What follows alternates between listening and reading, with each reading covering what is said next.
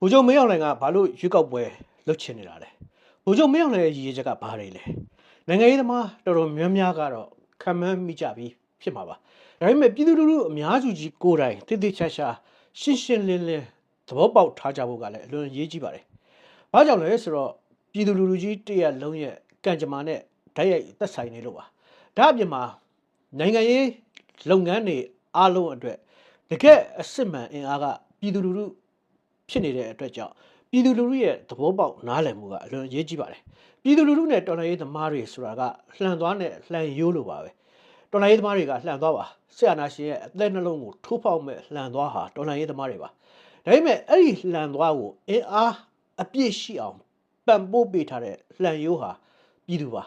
ါပြည်သူရဲ့ကူညီပံ့ပိုးမှုထောက်ခံအားပေးမှုမရှိလို့ရှိရင်လှန်သွားဟာဘာကိုမှထိုးဆိုင်နိုင်မှာမဟုတ်ပါဘူးဘိုးချုပ်မင်းအောင်လှိုင်လုံးမဲ့ရွေးကောက်ပွဲဟာဘာမှအရေးမပါဘာမှအရေးမကြီးဘူးလို့လူအများစုကသဘောထားနေကြပါတယ်။ဘာကြောင့်လဲဆိုတော့အဲ့ဒီရွေးကောက်ပွဲဟာအသွင်သဏ္ဍာန်အရာရောအနှစ်သာရအရာပါဘယ်ဘက်ကကြည့်ကြည့်မှန်ကန်မျှတမှုမရှိလို့ပါ။အဲ့ဒါကြောင့်လူတွေကစိတ်မဝင်စားကြပါဘူး။ရွေးကောက်ပွဲဟာအရေးမပါဘူးလို့သဘောထားပြီးတော့လစ်လျူရှုနေကြပါတယ်။ဒါပေမဲ့စစ်ကောင်စီကတော့အဲ့ဒီရွေးကောက်ပွဲဆိုတာကိုသိအားထားနေတာမြင်တွေ့နေရပါတယ်။အဲ့ဒီရွေးကောက်ပွဲဟာသူတို့အတွက်ထွက်ပေါက်တစ်ခုလို့သဘောထားနေပါတယ်အဲ့ဒါလို့စစ်ကောင်စီကတိတ်အားထားနေတာအားကိုးနေတာကိုကရွေးကောက်ပွဲဟာအရေးပါနေပြီလို့ဖော်ပြနေပါတယ်ရန်သူရဲ့အားထားစရာလက်နက်တစ်ခုဖြစ်နေပြီဆိုလို့ရှိရင်အဲ့ဒါဟာအရေးပါလို့ပါပဲကောင်းမဲ့မျှော်လင့်ချက်ထားပြီးတော့အရေးပါတာမဟုတ်ပါဘူးရန်သူလက်နက်ကိုမပြတ်ပြတ်အောင်ဖျက်ဖို့လိုအပ်ချက်ကြီးတစ်ခုဖြစ်တဲ့အတွက်အဲ့ဒါဟာအရေးပါတယ်လို့ပြောဘုရားမင်းအောင်လှိုင်ဟာဒီရွေးကောက်ပွဲကိုဘာကြောင့်လှုပ်ချင်နေတာလဲဒီရွေးကောက်ပွဲကနေပြီးတော့သူ့အတွက်ဘာတွေမျှော်လင့်ထားလို့ပါလဲသူ့ရဲ့အကြံစီကဘာပါလဲဘိုးချုပ်မင်းအောင်လှိုင်ဟာရွေးကောက်ပွဲလုပ်မပေးနိုင်တဲ့အတွက်အကြီးကျယ်တိတ်ခါကြနေပါတယ်အဲ့ဒါကြောင့်တနိုင်ငံလုံးမှာစစ်ရေးပဋိပက္ခကြီးကြီးမားမားမဖြစ်အောင်စစ်ကောင်စီထိန်းထားနိုင်တာဆိုလို့နေပြည်တော်တစ်ခုပဲရှိပါတယ်ဒါတောင် short တိုက်တုံးနဲ့အပြစ်ခံရတာတို့နေပြည်တော်နဲ့15မိုင်အကွာမှာရှိတဲ့ဘိုးမတန်တောင်စခန်းကိုစခန်းပြုတ်အောင်တိုက်သွားတာအားတို့ကိုခံရပါသေးတယ်အဲ့ဒါလောက်အခြေအနေစိုးနေတဲ့အချိန်မှာတကယ်တော့ဒီရွေးကောက်ပွဲဆိုတာဘယ်လိုနည်းနဲ့မှလွတ်လပ်ပြီးတော့တရားမျှတတဲ့ရွေးကောက်ပွဲဖြစ်ကုန်မဖြစ်နိုင်ပါဘူးဒါပေမဲ့ဖြစ်မဖြစ်သူကတော့လုံမယ်လို့ပြောနေပါတယ်အဲ့ဒါဘာကြောင့်လဲဆိုတော့ရွေးကောက်ပွဲလုံမှရှေ့ကိုဆက်တိုးလို့ရမယ်အကွက်မျိုးတွေသူ့မှာရှိနေလို့ဖြစ်ပါလိမ့်မယ်သူဟာရွေးကောက်ပွဲကို PR device စနစ်အဖြစ်နဲ့ပြောင်းလဲခဲ့ပါတယ်ဘာလို့တော့မှမရှိဘဲနဲ့သူသဘောနဲ့သူပြောင်းလိုက်တာပါသူတို့ဆိုတဲ့2008အခြေခံဥပဒေဆိုတာကြီးနဲ့ကြိုက်မကြိုက်ဆိုတာလဲသူကဘာမှပြောမနေပါဘူးဘယ်သူကမှလည်းစိတ်မဝင်စားကြတော့အဲ့ဒါလိုစိတ်မဝင်စားတာကသူ့အကြိုက်ဖြစ်နေပြီးတော့မြန်ထက်အတီးပြုတ်ချလိုက်ပါတယ်ဘာလို့စစ်အုပ်စုက PR စနစ်လုတ်ချင်နေကြတယ်လဲဆိုတာကိုတော့လူအများကတော့နားလည်ထားပြီးသားလို့ထင်ပါတယ်နိုင်သူအကုန်ယူဆိုတဲ့စနစ်မှာအမျိုးသားဒီမိုကရေစီအဖွဲ့ချုပ်ကမဲဆန္ဒနယ်တစ်ခုရဲ့မဲအရေးအတွက်80%ရပြီးတော့ကြက်ခိုင်ရ30%ရတယ်ဆိုလို့ရှိရင်အမျိုးသားဒီမိုကရေစီအဖွဲ့ချုပ်ကလွှတ်တော်အမတ်နေရာတနေရာရပြီးကြက်ခိုင်ရေးပါတီကတော့အမတ်နေရာတနေရာမှမရပါဘူး PR ဆိုတဲ့အချိုးကျစနစ်ရဆိုလို့ရှိရင်အမျိုးသားဒီမိုကရေစီအဖွဲ့ချုပ်ကအမတ်နေရာ80%ရပြီးတော့ကြက်ခိုင်ရေးက30%ရမှာပါရတဲ့မဲတွေကိုအားလုံးစုပေါင်းပြီးတော့အဲ့ဒါလိုရာခိုင်နှုန်းနဲ့အချိုးချပြီးတော့ပေးတာကို PR စနစ်လို့ပြောတာပါ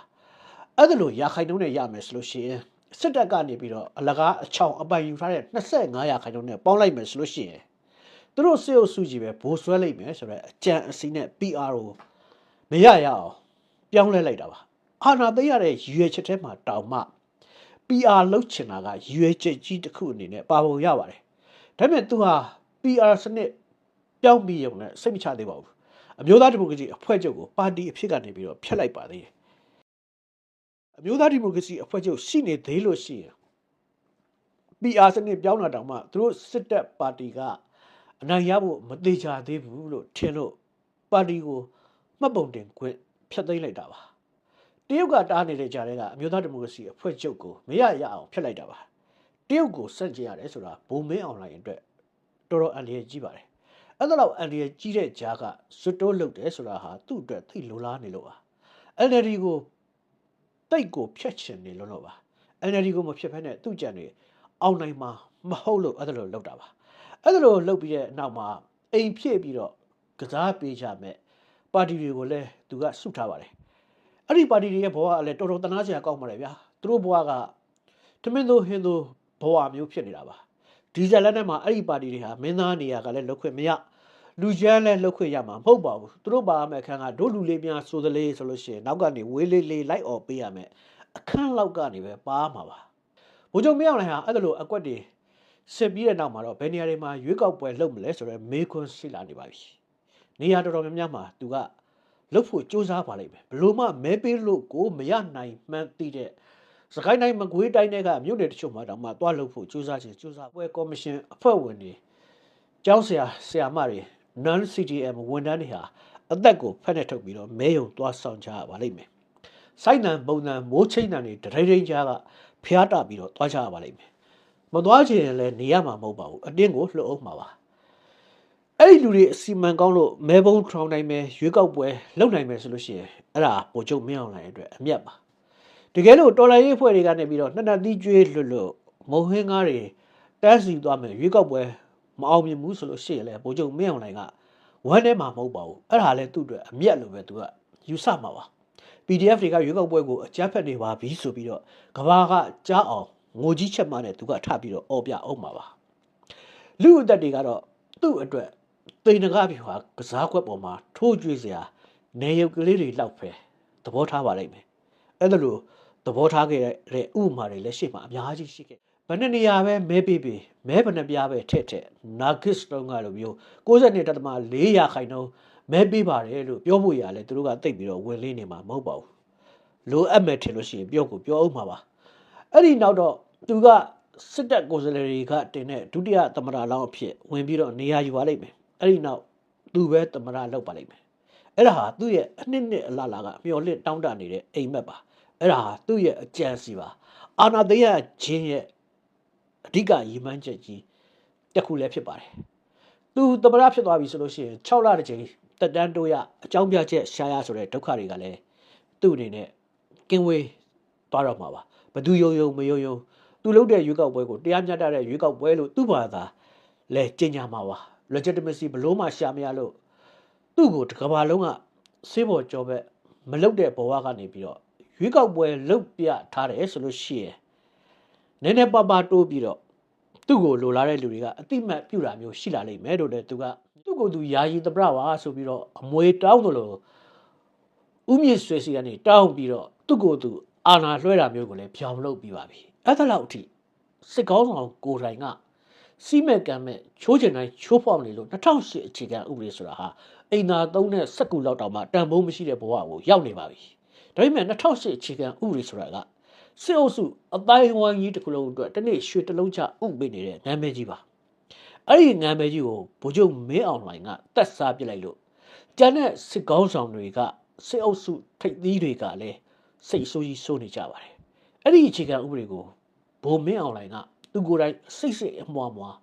စုပ်ဖြဲပြီးမှအခုပြန်ပြီးတော့အဖက်ဆဲခြင်းနေပါသေးတယ်ပြန်အသက်သွင်းလို့ရအောင်မလားဆိုပြီးတော့မျှော်လင့်ချက်ထားနေပါတယ်သူ့ရဲ့အဲ့ဒီ agency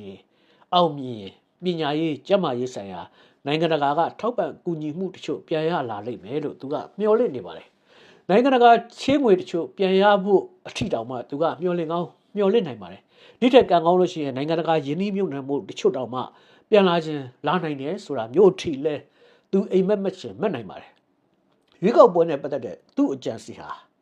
တော်မျက်နာပြောင်နဲ့စွတ်တိုးမဲ့အစီအစဉ်တွေဖြစ်နေတော့လက်နက်ကင်ဒေါ်လာရေးအင်အားစုတက်နဲ့တော့ပြက်အောင်ဖြစ်ဖို့ခက်ပါလိမ့်မယ်အနောက်ရှက်ပေးနိုင်လောက်ပဲရှိလိမ့်မယ်လို့ထင်ရပါတယ်ပြည်သူလူထုအင်အားနဲ့ဖြစ်ရင်တော့ပြက်နိုင်ပါတယ်ဒါပေမဲ့ပြည်သူလူထုကိုဥဆောင်မဲ့အင်အားစုတော်တော်များများဟာလက်နက်ကင်ဒေါ်လာရေးနဲ့နေဆက်ဒေသတွေမှာရောက်နေကြတာဟာလူထုလှုပ်ရှားမှုကိုအားပြော့စေတဲ့အကြောင်းတရက်ဖြစ်နေပါတယ်ဗျာ